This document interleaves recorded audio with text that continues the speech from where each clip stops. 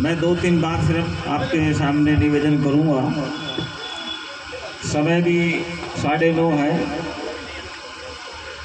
कि हमारे यहाँ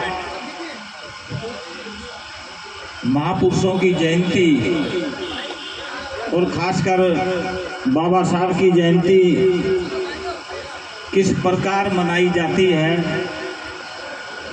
उसके अलग अलग तरीके और रंग आपको देखने को मिलते हैं। जैसे जिनकी हम जयंती मनाते हैं उनका उद्देश्य कुछ और होता है, आयोजक का उद्देश्य कुछ और है, और आयोजन में आए हुए पार्टियों के नेताओं का उद्देश्य कुछ और है। तो जनता की समझ में क्या आएगा? इस तरह की जयंतियों में बड़ी मुश्किल हो जाती है कि क्या बात रखी जाए। मंच पे हर पार्टी के नेता का ध्यान रखा जाए, या जो सामने लोग आए हैं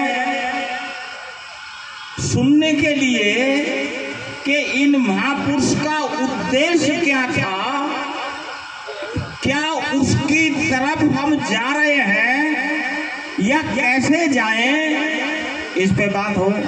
तो मैं 2-3 बात केवल आपसे निवेदन करूंगा। 9:30 हो रहे हैं, बहुत विद्वान वक्ता हमारे यहाँ पर बैठे हुए हैं। हमारे बीच एक बिटिया ने भी बड़ा अच्छा गीत सुनाया, वो आंखों से देख नहीं पाती थी। आपको ध्यान होगा, हेलन केलर एक लड़की थी स्कॉटलैंड की, आंखों से अंधी हो गई थी और बहरी हो गई थी। तो विदेशों में हर जगह वो प्रचार करने जाती थी। तो लोग उससे पूछते थे कि अंधे होने से भी कोई और चीज बुरी है क्या? बहरे होने से भी कोई और कुछ बुरा है क्या? अंधा होने से भी कुछ और बुरा है क्या इंसान के लिए? और बहरा होने से भी कुछ और बुरा है क्या इंसान के लिए? तो हेलन केलर कहती है हाँ है। जिनके आंख है और वो देख नहीं रहे वो अंधा होने से भी बुरा है। जिनके कान हैं और वो सुन नहीं रहे वो बहरा होने से भी खराब है। आजादी के 75 साल बाद बाबा साहब ने तो हमारे को सब कुछ दे दिया। अरे संविधान दे दिया, शिक्षा दे दी, शिक्षा में आरक्षण दे दिया, रोजगार दे दिया, कर्मचारी बना दिए, अधिकारी बना दिए, मंत्री बना दिए, एमएलए एमपी बना दिए। अरे शासक बनने के लिए और क्या चाहिए आप लोगों को बताओ?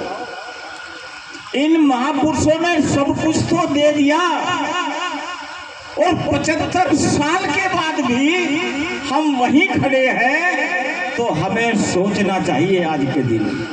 तो मैं सिर्फ 2-3 बात निवेदन करूंगा।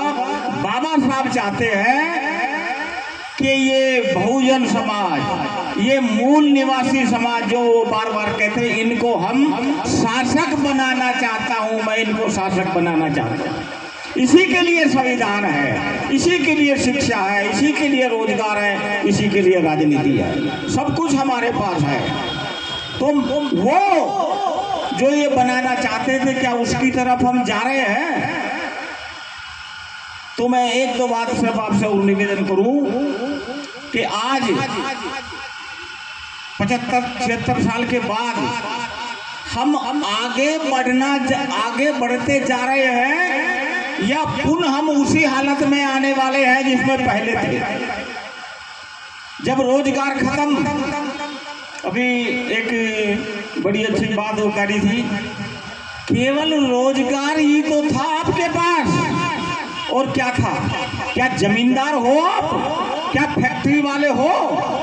क्या बहुत बड़े लॉयर हो या डॉक्टर हो, वकील हो? या हम यूं कहें कि 1950 से पहले हमारे दादा दादी नाना नानी एमए पीएचडी क्यों नहीं हुए? जमींदार क्यों नहीं थे? फैक्ट्री वाले क्यों नहीं थे, उद्योगपति क्यों नहीं थे? इसलिए नहीं थे 50 से पहले जो संविधान था उसमें आपको शिक्षा का राइट नहीं था, उसको जमीन का राइट आपको नहीं था। आपके घर जंगल में दूर थे, गंदी बस्तियों में थे, गंदे नालों में थे। कारण उस समय का मनुस्मृति का संविधान था 1950 से पहले। हमको रोटी अच्छी खाने का राइट नहीं था उस संविधान के तहत, हमें अच्छे कपड़े पहनने का राइट नहीं था उस संविधान के तहत। हमारे पास इसलिए आज तक भी कुछ नहीं है।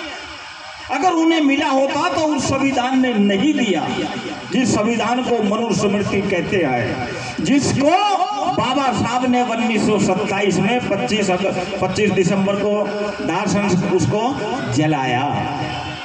और फिर बाबा साहब ने जलाया ही नहीं, आपको नया संविधान इस देश को दिया 1950।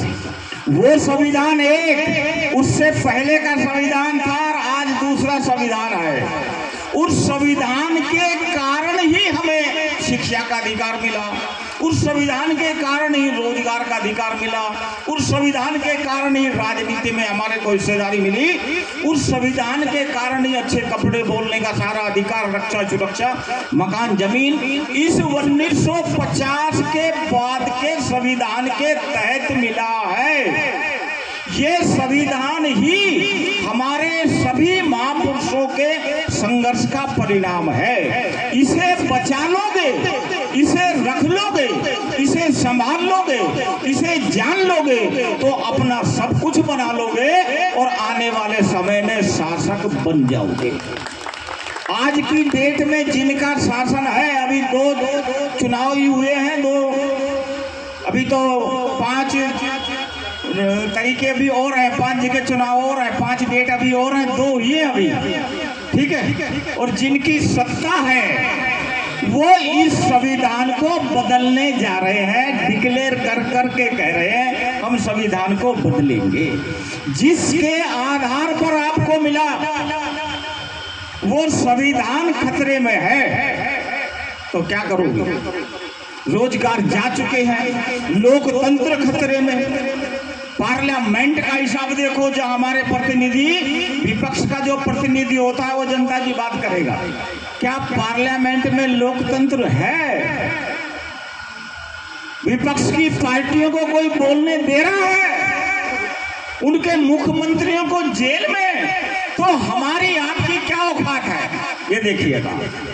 तो आज लोकतंत्र बचाने की जिम्मेदारी बहुजन समाज की, संविधान को बचाने की जिम्मेदारी बहुजन समाज की। और इस आजादी और एकता जो हमारी एकता बाबा साहब ने बनाई, अरे शिक्षा का अधिकार एकता पैदा करता है। जब स्कूल में सारे लोग बैठेंगे, SC ST OBC माइनॉरिटी के, सवर्ण के, उनमें एकता पैदा होगी। रोजगार हमें एकता पैदा करता है, राजनीति भी एकता पैदा करती है। मगर जिनका शासन है वो आपके एकता के विरुद्ध है, वो लड़ाई लड़ना चाहते हैं। और हिंदू मुस्लिम के नाम पे जब तक लड़ाई नहीं होगी उनकी सत्ता चल नहीं सकती है। ये प्रश्न आज बहुजन समाज के सामने है, इसको बचाना चाहिए। तो साथियों, इस हालत में क्या करें? तो हमने तो कार्यक्रम बनाया, भैया संविधान बचा लो, और ये हमने कार्यक्रम चलाया कि संविधान और लोकतंत्र बचा लोगे तो आपके सारे अधिकार बच जाएंगे। इसके लिए एक काम तो ये करना है कि वर्तमान में जिसका केंद्र पे सत्ता है उसको एक भी वोट हमारी नहीं जानी चाहिए, उसको हर हालत में हमने हराना होगा देश के सब क्षेत्रों में। ये काम करना होगा। दूसरा काम हमें ये करना होगा कि जो हमारी SC ST OBC माइनॉरिटी जितनी भी ये जातियां हैं, ये जातियां हमारी मूल पहचान नहीं है, ये हमारे को आर्य ब्राह्मणों के द्वारा दी गई गालियां हैं। इन गालियों को कब तक छाती और कमर पे लगा के रखना चाहोगे? इन अपमान सूचक जाति शब्दों को क्या हम आने वाली संतान की छाती और कमर पे भी लगा के छोड़कर जाना चाहते हैं या हटाना चाहते हैं? जाति खत्म करे बिना आप कुछ भी प्राप्त नहीं कर सकते। कहते हैं कि ये देश कृषि प्रधान है, मगर कैसा कृषि प्रधान है? थोड़ा सा। अरे ये देश तो जाति प्रधान है, जाति हर जगह मिलेगी आपको, गांव से लेके राष्ट्रपति भवन तक। हमारी और समस्या नहीं है, जाति ही समस्या है, और जाति उन्होंने दी है। कैसे खत्म करोगे? इसे खत्म करे बिना जो बाबा साहब ने भी लिखा, जाति का विनाश करो। जाति का विनाश पहली चीज होगी, सब कुछ बच सकता है। तो फूले जी ने जो सूत्र दिया है, बस वो बात कह के मैं अपनी बात खत्म करूंगा। फूले जी ने बताया, अगर आपने गुलामगिरी पढ़ी होगी, गुलामगिरी फूले साहब की, गुलामगिरी की शुरुआत फूले साहब होमर से करते हैं। होमर कवि है, कहाँ का? ग्रीक का, यूनान का। क्या कहता है? फूले जी ने उससे शुरू क्यों करी? वो कहते हैं कि जिस दिन इंसान को गुलाम बनाया जाता है या गुलाम बन जाता है, वो अपने 50% गुण को खत्म कर देता है, उसकी योग्यता खत्म हो जाती है, और 50% योग्यता वो अपने मालिक के लिए यूज करता है, उपयोग करता है। होमर को, होमर कौन है?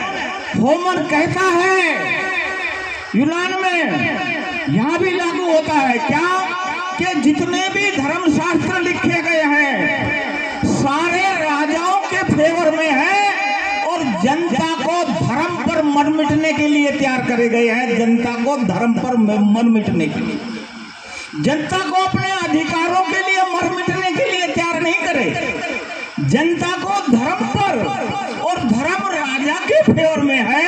कह रहा ये कैसे शास्त्र है?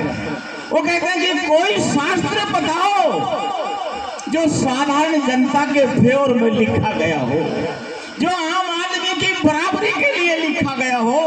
अरे जो सबको, महिला पुरुष को बराबर अधिकार देने वाला शास्त्र बताओ। तो आज आपके सामने वो शास्त्र है जो डॉक्टर B.R. अम्बेडकर ने लिखा, जिसको भारत का संविधान कहता है। वो शास्त्र है जो सबको बराबर का अधिकार देता है। दूसरा वो कहते हैं होमर के लोगों के दिमाग में देवी देवता का चमत्कार और भय और लालच अगर नहीं निकालोगे तो ये समाज कभी भी संविधान, लोकतंत्र और आजादी की वैल्यू को नहीं समझेगा। ये डरा रहेगा और चमत्कार और भूत प्रेत के चक्कर में जाता रहेगा। इसलिए जो शिक्षित लोग हैं, जो जागरूक लोग हैं, उनको इस समाज के दिमाग से ये देवी देवताओं का डर, भय, लालच, चमत्कार की ये इच्छा और चाहत निकालनी होगी। तब जाके समाज बाबा साहब को समझ पाएगा और संविधान को समझ पाएगा। और साहब, अंत में बस मैं ये बात कहता हूं कि जीवन का कोई भरोसा नहीं है, जीवन लिमिटेड है। आप इस बिरादरी में, जाति में, घर में, परिवार में, देश में एक बार ही आपका जन्म है। कब खत्म हो जाए कोई गारंटी नहीं है। किसकी कितनी उम्र है कोई गारंटी नहीं है। अरे इस जाति के कलंक को इन बच्चों के लिए कोई प्लेटफॉर्म ऐसा बना के जाओ जो बाबा साहब ने बताया है। अगर हम ना भी जीत सके, हम ना भी शासक बन सके, तो आने वाली हमारी जनरेशन तो इस देश की शासक बन जाए, ऐसा तो बना के जाओ। तो साथियों, ये बन सकता है जो फूले जी ने हमारे को पहचान दी है कि हम नाई, तेली, धोबी, कुमार, मांग, मतंग, अहिर, जाट, गुजर, वाल्मीकि नहीं है। ये गालियां हैं। एक ही पहचान से इकट्ठा होना होगा जिसको मूल निवासी पहचान बोलते हैं। उसी संस्कृति को मानना होगा जो मूल निवासियों की संस्कृति है। उसी अपनी विचारधारा को मानना होगा जो मूल निवासियों की विचारधारा है। ये आप करोगे तो 90% का आपका समाज बन सकता है। वो हिंदू समाज बनाते हुए सत्ता में बैठ सकते हैं 10% लोग। अरे तो आप तो 90% लोग हो। मूल निवासी समाज बनाइए, सत्ता आपकी होगी, सब कुछ आपका होगा। यही बाबा साहब का एक स्पष्ट, एक लाइन में उद्देश्य उद्देश्य है कि इन मूल निवासियों को मैं शासक बनाना चाहता हूं और इनको शासक बनना देखना चाहता हूं। आज के दिन में यही हम जाने कि इनकी इच्छा को, चाहत को हम कैसे पूरा करें। आपने हमें इतना सम्मान दिया और कुछ हमारे नेताओं को बुरी लगी होगी तो हम क्षमा चाहते हैं उनसे, और इसी के साथ मैं अपनी बात समाप्त करता हूं। धन्यवाद। जय भीम, जय भारत, जय मूल निवासी। वीर सिंह भौज जी का स्वागत करेंगे। बड़े ही अदब और एहतराम के साथ में मैं मंचासीन अपने तमाम अतिथियों से निवेदन करना चाहूँगा, और यहाँ जो वक्ता लोग बैठे हैं और श्रोता लोग जो सुन रहे हैं वो बहुत बहुत साधुवाद के पात्र हैं, क्योंकि आज मजदूर दिवस में कार्यक्रम चल रहा है। जब श्रोता ही नहीं होंगे तो हम वक्ता क्या कहेंगे।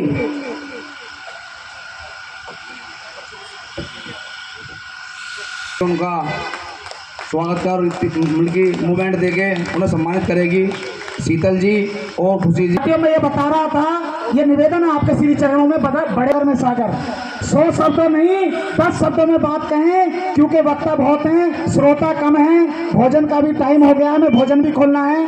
पहलवान जी मंच पर आ जाए, भोजन भी खोलना है। तो मेरा निवेदन यह है कि वक्ताओं के श्री चरणों में मैं निवेदन करता हूँ बड़ी अदब और एहतराम के साथ में अपनी बात कम शब्दों में कहें। दलित समाज की तीसरी शख्सियत, पहली शख्सियत डॉक्टर बी आर अम्बेडकर साहब, दूसरी शख्सियत के नारायण साहब और तीसरी शख्सियत डॉक्टर ओ.पी. शुक्ला जी से कि वो आएँ और अपने वक्तव्य से हमें अवगत कराएँ। Doctor O P. शुक्ला जी, भारत सरकार के पूर्व कानूनी सलाहकार डॉक्टर ओ.पी. शुक्ला साहब।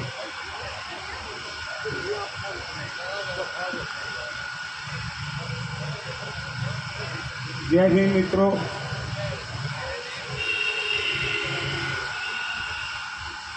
आज एक विचित्र किस्म का मैं संयोग देख रहा हूँ कि मजदूर दिवस को डॉक्टर अम्बेडकर के जन्मदिन के साथ जोड़ा गया है। देखिए, जो मजदूर दिवस के बारे में जो जेनेसिस है कि वो कैसे शुरू हुआ, वो एक अलग घटना है। हाँ, अमेरिका के अंदर मजदूरों का सामूहिक तौर पर उनका वध किया गया, उनको मारा गया, जो सिर्फ अपने वर्किंग आवर्स फिक्स करने की लड़ाई लड़ रहे थे कि हमें काम करने के लिए कितना समय मिलना चाहिए, 8 घंटे हमारे काम करने के होने चाहिए। उस मुद्दे को लेकर वो लोग आंदोलन कर रहे थे। वहाँ उनके साथ उनका मैसेकर किया गया, उनकी हत्याएं की गई। तब ये तय किया गया, 1886 की बात है, 1886, आज से कम 150 साल पहले तब ये तय किया गया कि ये जो मैसेकर अमेरिका में हुआ है उसको हम लेबर डे के रूप में मनाएंगे। 1 मई को लेबर डे के रूप में मनाएंगे। तो अब इधर दूसरा देखिए, दूसरी तरफ देखिए, जब डॉक्टर अम्बेडकर 1942 में एग्जीक्यूटिव कमेटी के मेंबर बनते हैं, ब्रिटिश गवर्नमेंट में उन्हें मंत्री बनाया जाता है, तो सबसे पहला काम डॉक्टर अम्बेडकर ने जो शुरू किया वो लेबर रिफॉर्म काम किया। Labour reform, working hours fix करने के लिए हिंदुस्तान के अंदर, फिर उनके वेजेस, उनकी तनख्वाहें क्या होनी चाहिए, उसके बाद उनका जीपीएफ, उनका प्रोविडेंट फंड, ये सब जो सर्विसेज के अंदर जो बेनिफिट मिलते हैं वो कैसे होने चाहिए। तो मैं वो समझ रहा हूँ कि जो लेबर डे है, और डॉक्टर अम्बेडकर ने 1942 में जो सबसे पहले लेबर पे काम शुरू किया, देखिए लेबर पार्टी बनाई डॉक्टर अम्बेडकर ने। 1936-37 में जब उन्होंने इलेक्शन लड़वाए तो 15 मेंबर लेबर पार्टी के जीत कर आए। तो कितना संयोग है देखिए डॉक्टर अम्बेडकर ने और आज के अंदर जो इन्होंने एक नया प्रयोग किया है कि लेबर डे के ऊपर डॉक्टर अम्बेडकर का जन्मदिन भी शामिल कर दिया। देखिए, इस देश के अंदर जो अभी बहुत बोल कर गए, बहुत अच्छा बोल कर गए, इस देश में जितना उत्पीड़न, जितनी बेइंसाफी मजदूर के साथ होती है, जितनी बेइंसाफी देश में मजदूर के साथ होती है, और जो ये जो लोग आयोजक हैं ये वाल्मीकि समाज और मेहतर समाज के लोग हैं। और आज उन ऐसे भाई मजदूरों की स्थिति क्या है? मुझे याद है मैं 1995-96 में अमेरिका में था, पढ़ने गया था। तो वहाँ जो मजदूर के जो वेजेस हैं $15 पर आवर, 1 घंटे के $15। मुझे याद है हमारे एक प्रोफेसर ने कहा कि भाई अगर आप लोगों को पढ़ाई लिखाई में कोई तुम्हारे साधनों में कमी है, आप पैसा कमाना चाहते हैं तो आपको लाइब्रेरी में जाकर आप काम कर सकते हैं, 1 घंटे के $15 मिलेंगे। अब देखिए वहाँ कितना सम्मान है लेबर का और किस तरह की वेजेस दिए जाते हैं। यूरोप में देखिए, अमेरिका में दिए जाते हैं वेजेस, और हमारे देश की स्थिति क्या है आप देख रहे हैं। अच्छा खासा नौकरियां थी, वो सरकार जो सारा का सारा उठा के आउटसोर्स कर दिया। अब आउटसोर्स के अंदर क्या मिलता है? ठेकेदार आपको क्या देता है? एक सफाई मजदूर 200-300 रुपए की खातिर गटर में घुसता है गटर खोलने के लिए, और उसकी लाश निकल कर आती है। और दे क्या रहे हैं हम मजदूरों के लिए? जितना उत्पीड़न इस देश के अंदर लेबर का होता है मित्रों, ये बात आपको समझनी पड़ेगी। अगर अभी कहाँ हमारे मित्रों ने कि संविधान के ऊपर खतरा आ गया है, ये सच है। अगर डॉक्टर अम्बेडकर के मानने वाले, ईमानदारी से आप डॉक्टर अम्बेडकर को मानने वाले हैं तो आप ये समझ लें कि आपके सामने बहुत बड़ा चैलेंज आ गया है। संविधान को खतरा है। सरकार के अंदर बैठे हुए लोग हर रोज कुछ ना कुछ कहते हैं कि संविधान बदलना है। संविधान ये वो संविधान है जो सामाजिक न्याय की बात करता है, जो बराबरी की बात करता है, जो भाईचारे की बात करता है, जो हिंदू मुसलमान की एकता की बात करता है। लेकिन ये जो वर्तमान सरकार है ये संविधान नहीं चाहिए। उन्हें ना तो भाईचारा चाहिए समाज में, ना बराबरी चाहिए, ना वो किसी को न्याय देना चाहते हैं, ना सामाजिक न्याय की बात करना चाहते हैं। तो हम बड़े संकट के दौर में गुजर रहे हैं मित्रों। मैं एक बात कहना चाहता हूँ और खासतौर से अम्बेडकर के मानने वालों में मैं उन्हें बधाई भी देना चाहता हूँ कि वाल्मीकि समाज जिस लेवल पर आकर अब डॉक्टर अम्बेडकर को मानने लगा है, मैं उनके लिए उनको बधाई देता हूँ। और मैं चाहता हूँ, लेकिन अब ये मानने से काम नहीं चलेगा। आपको संविधान बचाना, ये बात समझ लें। मेरे पूर्व वक्ता मेरे सामने कहकर गए कि हमारा संविधान खतरे में है, हमारा संविधान खतरे में, आपका अस्तित्व खतरे में, पूरा जो वंचित समाज है, पिछड़ा समाज है, माइनॉरिटी है, सबका जीवन खतरे में है उनका। आपको ये समझना पड़ेगा यहाँ से आप जाएंगे जब यहाँ से, कि हमको क्या करना है संविधान बचाने के लिए। सबसे बड़ी जिम्मेवारी अब हमारे सामने आ गई संविधान बचाने की। मजदूर की स्थिति आपने देख लिया, काम छीन लिया गया, ठेकेदार के हाथ में दे दिया गया। क्या वेजेस मिलते, क्या होता है, ये एक एक आदमी जानता है। हम लोग जिद्दोजहद कर रहे हैं कि किसी तरह, अभी बहुत साहब ने ठीक तो कहा कि हमारे पास था क्या, हमारे पास कोई प्रॉपर्टी नहीं, ज़मीनें नहीं, खेती बाड़ी नहीं, कुछ नहीं। हमारे पास सिर्फ नौकरियां तो थी, नौकरियां हमसे छीन ली गई। हम ऐसे संकट के दौर में गुजर रहे हैं दोस्तों। इस मौके पर आप लोगों से सिर्फ एक निवेदन करना चाहूँगा, एक छोटा सा, बाबा साहब का एक छोटा सा सिपाही होने के नाते, कि अब ये संविधान, बाबा साहब का दिया हुआ संविधान खतरे में है। हमें इसे बचाना है, इसके लिए तैयार रहना पड़ेगा। उसके लिए हमें कुर्बानियाँ देनी पड़ सकती हैं, हमें उसके लिए तैयार रहना पड़ेगा मित्रों। यही बात कह के मैं अपनी बात समाप्त करता हूँ। जय हिंद। अब मैं कपिल वेदी जी, देवेंद्र वैद्य जी, वीरमोहन वाल्मीकि जी, मोहित सूद जी और अनिल मकवाना जी, आप बाबू जी का चित्र देकर स्वागत करें। देवेंद्र वैद्य जी, कपिल वेदी जी, एस.के. चौधरी जी, आप आए। और आपको भी देवेंद्र वैद्य जी, मोहित सूद जी, अनिल मकवाना जी और कपिल वेदी जी चित्र देकर सम्मानित कर रहे हैं।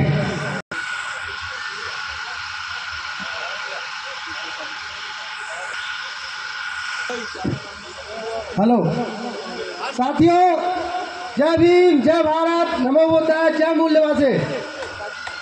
साथियों, आज 1 मई है और हम इस गाजियाबाद की सरजमीन पर हैं। इस गाजियाबाद जिले को बनाने में पूर्व सांसद आदरणीय बीपी मौर्य जी, जो इसी गाजियाबाद से थे, आज उनका भी जन्मदिन है। तो साथियों, अगर इस गाजियाबाद का नाम किसी ने दिया, अगर गाजियाबाद जिला किसी ने बनाया, तो वो जाटव समाज के शेर बीपी मौर्य जी ने बनाया। ये आप याद रखना साथियों, अगर कोई पूछे तो जरूर बता देना।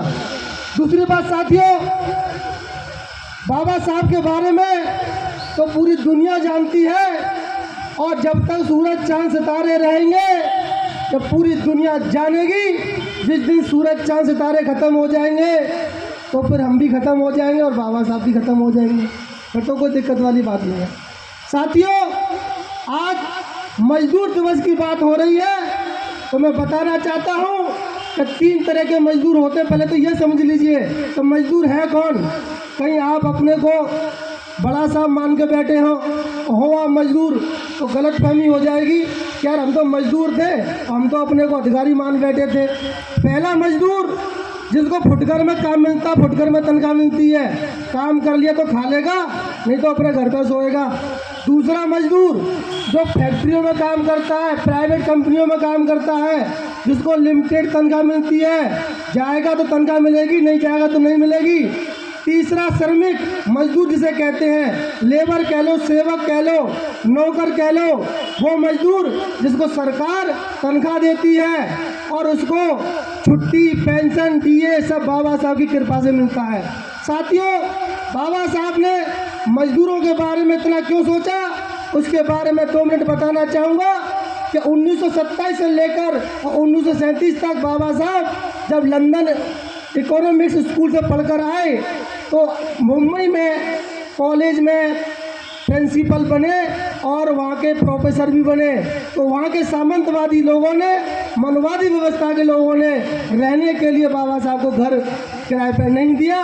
बामजबूरी बाबा साहब परेल में, मुंबई में परेल में बाबा साहब एक मजदूरों की चौल रहती थी, जिसे झोंपड़पट्टी कहते हैं। 1 से लेकर 80 तक कमरे थे।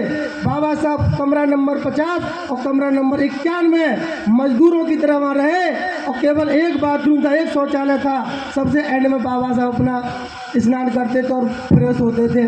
तो बाबा साहब ने वहाँ जाना कि वास्तव में देश का मजदूर, दलित मजदूर परेशान है, और वहीं से बाबा साहब 1930, 1931, 1932 में लंदन में गोलमेज सम्मेलन हुआ।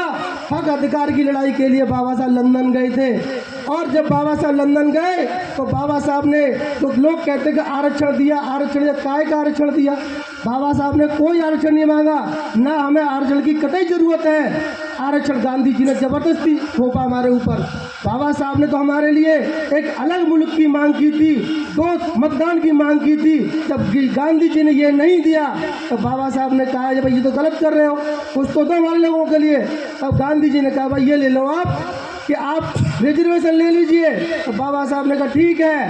भारत की राज्यसभा, विधानसभा, लोकसभा में 10 साल के लिए रिजर्वेशन था, और ये लिखा हुआ है भारत के संविधान 15/4 में लिखा हुआ, पढ़ लेना संविधान आप। कोई ये कहे कि संविधान 10 साल के लिए था, वो सही कहता है कि भारत की राज्यसभा, विधानसभा, Vidhan Parishad, MP, MLA, MLC के लिए 10 साल की बाबा साहब ने मांगा। परंतु भारत की सामाजिक व्यवस्था के अंतर्गत जब तक देश का सामाजिक विकास, दलित समाज का, SC, ST, OBC का विकास संपूर्ण तरीके से नहीं हो जाता, तब तक इस देश में आरक्षण रहेगा। इसका उल्लेख बाबा साहब ने 16/4 के संविधान में किया हुआ है कि राजनीति में आरक्षण 10 साल के लिए और सामाजिक व्यवस्था में आरक्षण सदा सदा के लिए रहेगा। ये बात आप अपने दिमाग में भर लेना।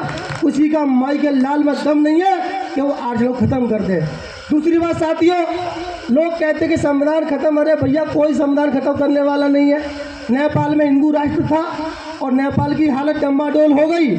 तब 2015 में नेपाल में संविधान व्यवस्था घोषित की गई और नेपाल के प्रधानमंत्री ने कहा कि हमारे देश में संविधान लिखने वाला कोई हो तो आओ, लेकिन वहाँ कोई नहीं मिला।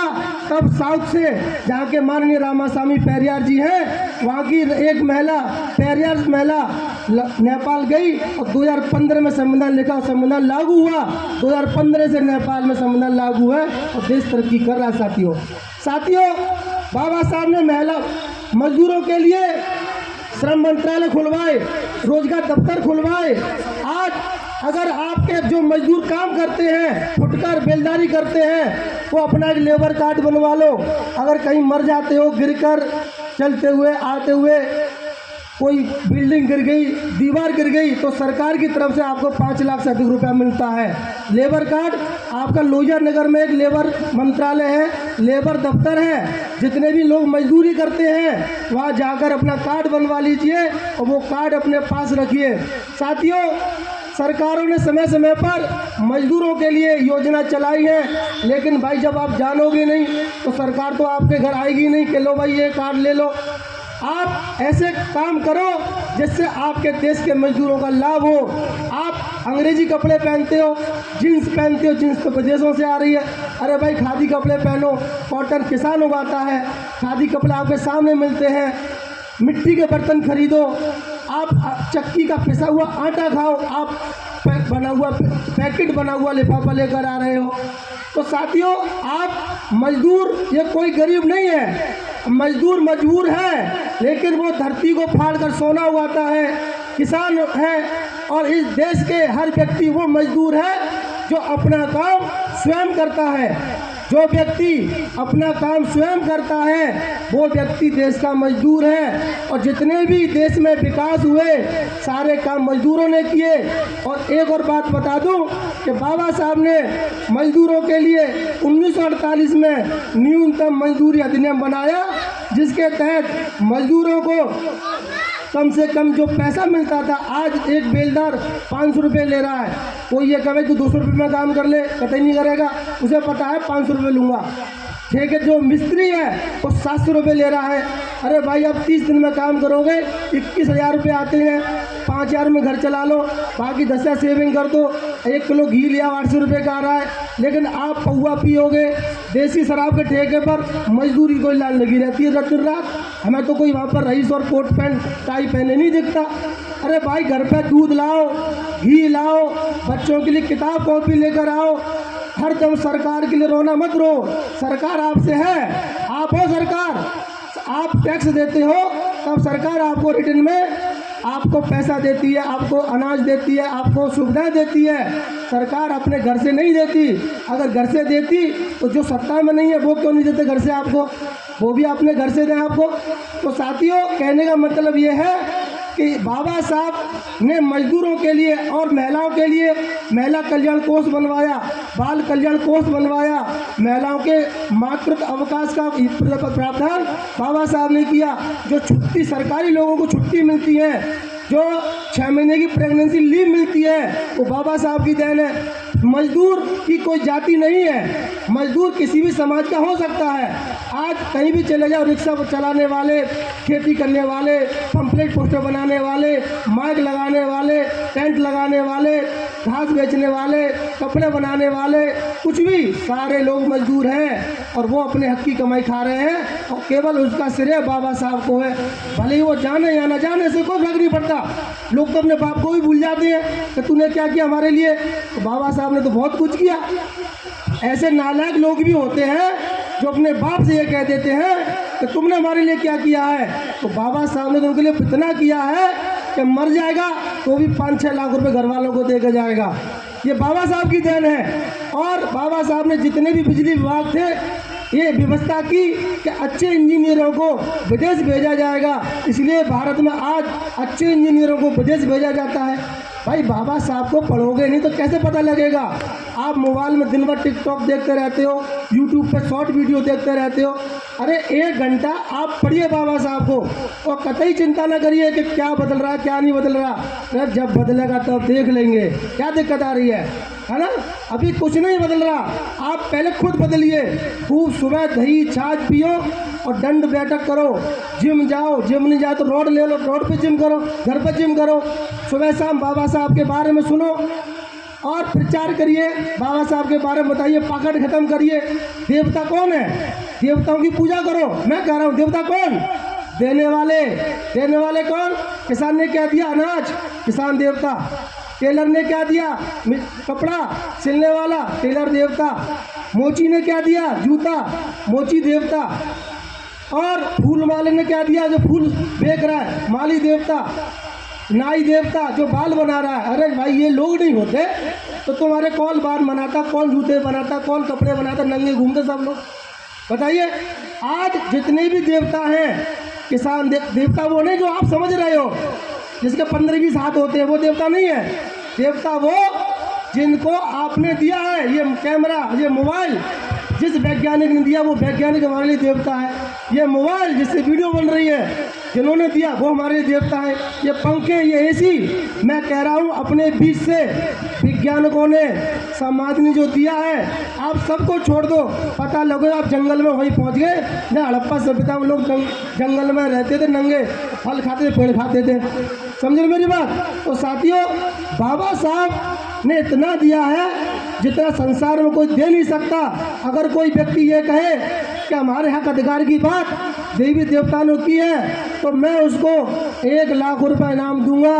4 वेद, 18 पुराण, 108 उपनिषद और गीता, रामायण, भागवत में मुझे कहीं दिखा दो कि अछूतों के लिए, दलितों के लिए अधिकार दिए। 1 लाख रुपए इसी समय 1 मई को अगले साल ले लेना, मुझे दिखा दो कि साहब ये लिख रहा हमारे लिए अधिकार। बाबा साहब के संविधान की वजह से आज महिला डीजे में पंचायत कर सकती है।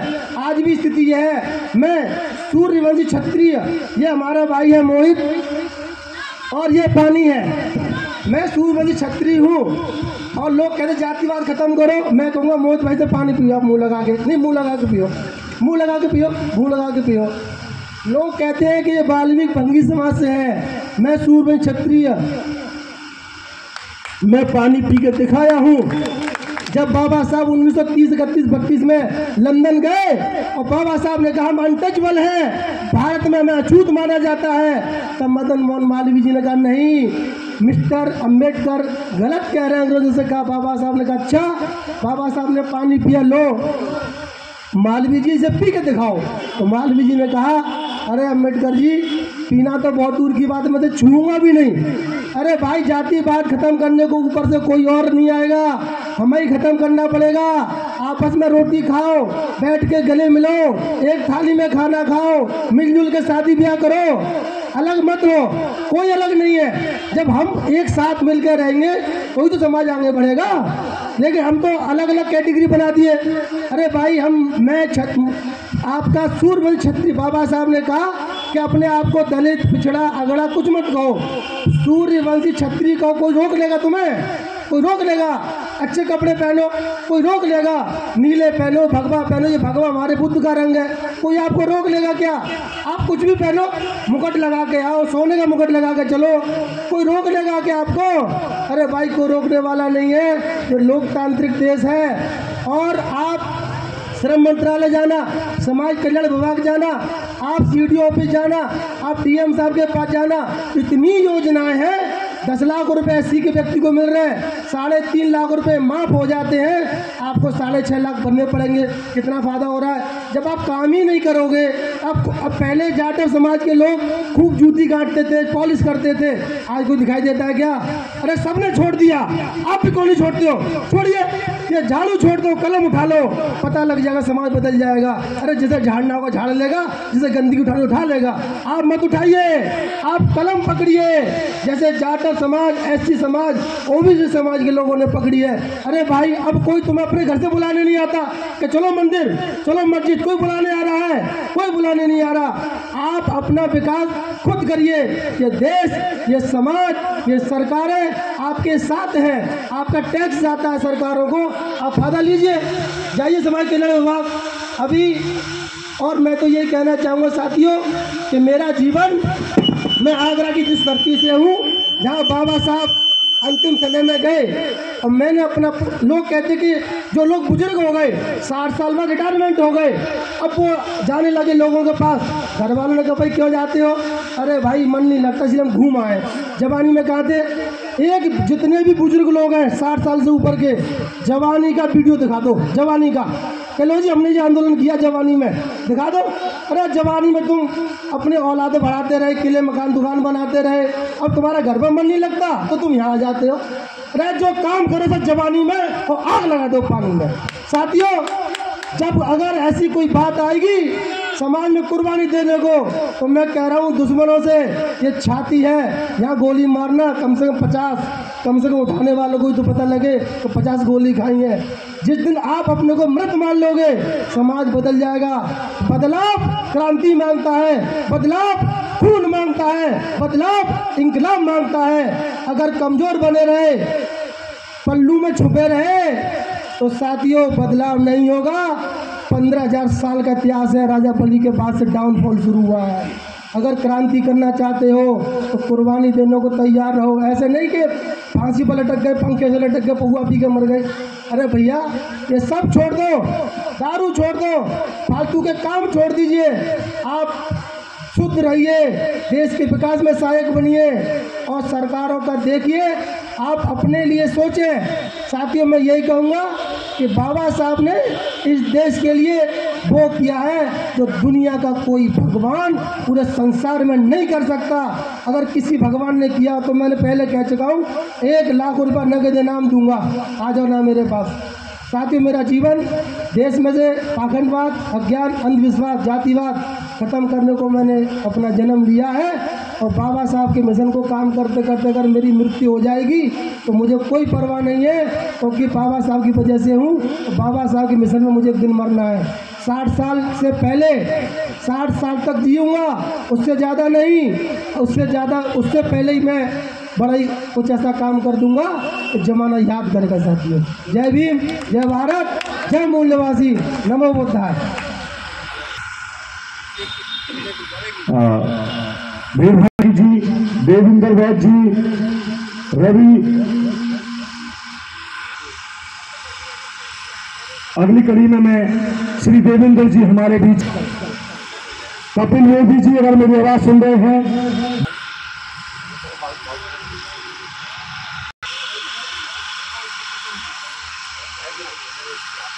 जी, जोनी चड्डा जी, बहुत समय हो गया है, कुछ शब्दों में अपनी बात को खत्म कर दें।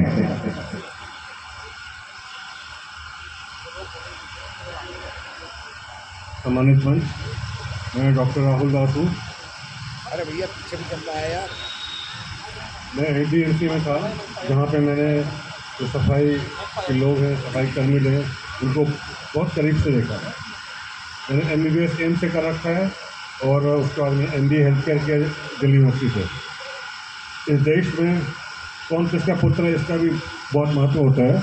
मैं भगवान दास जी का पुत्र हूँ, जिन्होंने डॉक्टर अंबेडकर के साथ उनका काम किया, उनका अधूरा काम को उन्होंने पूरा करने की कोशिश करी। ये सफाई कर्मचारी लोग जिनको मैंने देखा और आज के इस पर्व पे हम